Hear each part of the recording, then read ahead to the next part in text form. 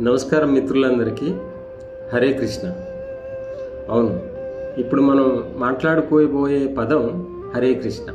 హరే కృష్ణ అంటే ఏమిటి? తరచుగా మన తెలుగు రాష్ట్రాల్లో కానీ లేదంటే దక్షిణ భారతదేశ రాష్ట్రాల్లో కానీ సాధారణంగా పరిచయస్తులు ఒకరికొకరు ఎదురుపడ్డప్పుడు పలకరించుకునే పదం నమస్కారం. నమస్కారం అంటూ పలకరించుకుంటాం. అదే ఉత్తర భారతదేశంలోని కొన్ని రాష్ట్రాల్లో పరిచయస్తులు ఒకరికొకరు ఎదురుపడ్డప్పుడు రామ్ రామ్ అనుకుంటూ ఉంటారు, లేదంటే హరే కృష్ణ అనుకుంటూ ఉంటారు. అంటే ఉత్తర భారతదేశంలో ఉన్న వాళ్ళకి కొంతమంది తెలుస్తుంది వాళ్ళకి. అయితే హరే కృష్ణ అనే పదం ఒక మతానికో లేకపోతే ఒక సంస్థకో లేదంటే ఒక భక్త బృందానికో సంబంధించింది కాదండి. ఆ లెక్కకు వస్తే కేవలం హిందువులకు మాత్రమే సంబంధించింది కూడా కాదు. అసలు హరి అంటే ఏంటి? హరి అంటే నశించడం, పోవడం. అంటే ఎటువంటి పాపాలనైనా పోగొట్టగలిగేవాడు హరి. ఇక కృష్ణ అంటే భగవంతుడు సర్వజగన్నియామకుడు. కృష్ అంటే అనిర్వచనీయమైన ఆనందం లేదంటే మోక్షం. అటువంటి మోక్షాన్ని ప్రసాదించగలిగేవాడు కాబట్టి ఆయన్ని కృష్ణ అంటారు. సో హరే కృష్ణ అనే పదానికి అర్థం ఇది.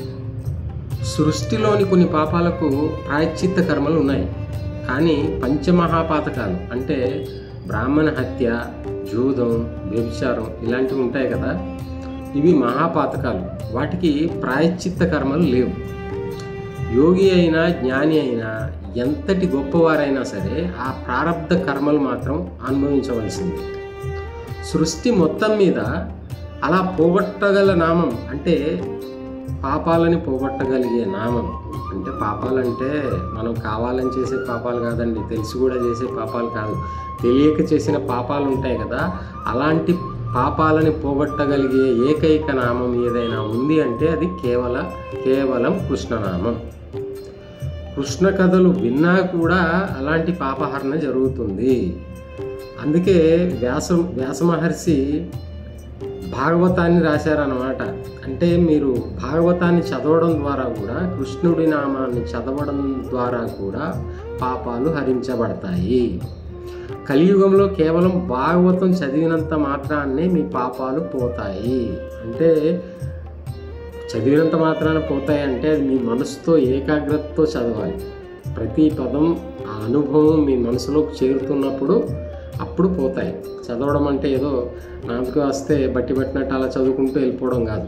చాలామంది భక్తులు రోజు కొన్ని వేల సార్లు కృష్ణనామం పారాయణం చేస్తూ ఉంటారు. జన్మ మరణ చక్రం అనే సంసార సముద్రంలో నావ వంటిది హరే కృష్ణ అనే నామం. కొన్ని కోట్ల జన్మల తర్వాత ఏ ఒక్కడో మాయాపూరితమైన జగత్తును వదిలి నన్నే స్మరించుకుంటూ నాకు దాసుడవుతున్నాడు.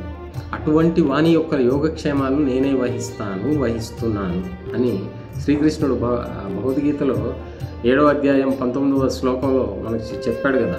పరాత్పరుడి యొక్క హరే కృష్ణ నామాన్ని ప్రతిరోజు స్మరించుకోవడం మన జన్మాంతరంగా కలిగిన అదృష్టం అని చెప్పుకోవాలి. ప్రతిరోజు నేను చెప్పేటువంటి ఈ మంత్రాన్ని స్మరించుకోవడం చాలా ఉత్తమం.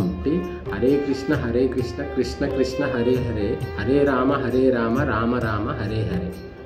రోజుకు 108 సార్లు కానీ ఈ మంత్రాన్ని జపించుకున్నట్లయితే మీరు మానసికంగా దృఢంగా తయారవుతారు, శారీరకంగా తేజస్సును ఖచ్చితంగా పొందుతారు. నమస్కారం. హరే కృష్ణ.